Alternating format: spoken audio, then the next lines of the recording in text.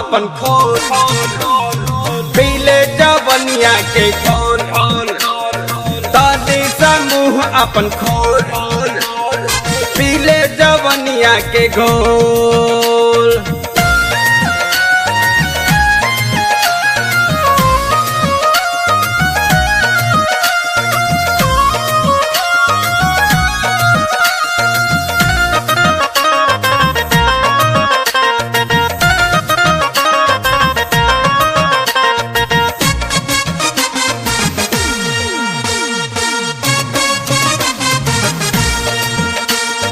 सोचले हम रोहनी मजा पूरा लूटम धोके कबारी में जाबी के सूतम।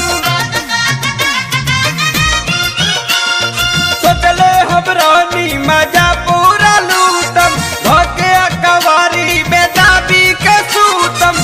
आगे बढ़ गई बकलोल तनी समूह अपन खोल पीले जवनिया के गोल तनी समूह अपन खोल पीले जवनिया के घोल।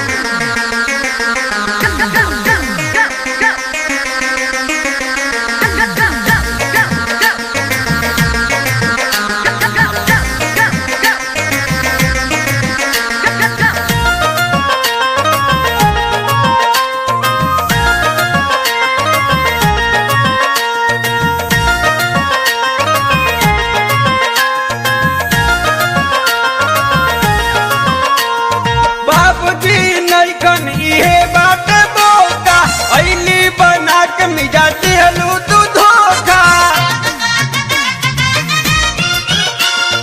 बाबूजी नैखन इहे बात बोका ऐली बना के मिजा दिहलू तू धोखा। खोल दिलू सगरो तू खोल पीले जवनिया के घोल तनी समूह अपन खोल पीले जवनिया के घोल।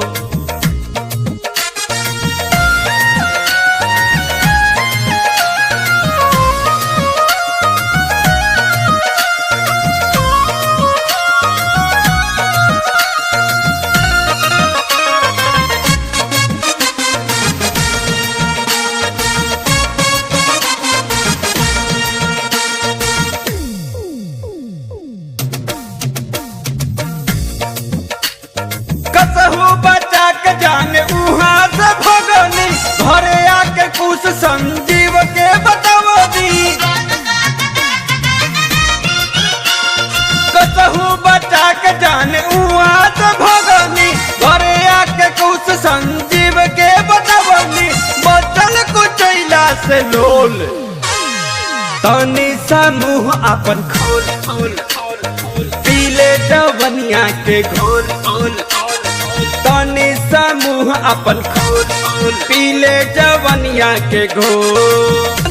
साइकिल पे चढ़ी आईली तोहरा घर आब तनी सोटे ने बड़ी बड़े करे हेबे की नहीं वो बोल तनी समूह अपन खोल पीले जवनिया के घोल पीले जवनिया के घोल।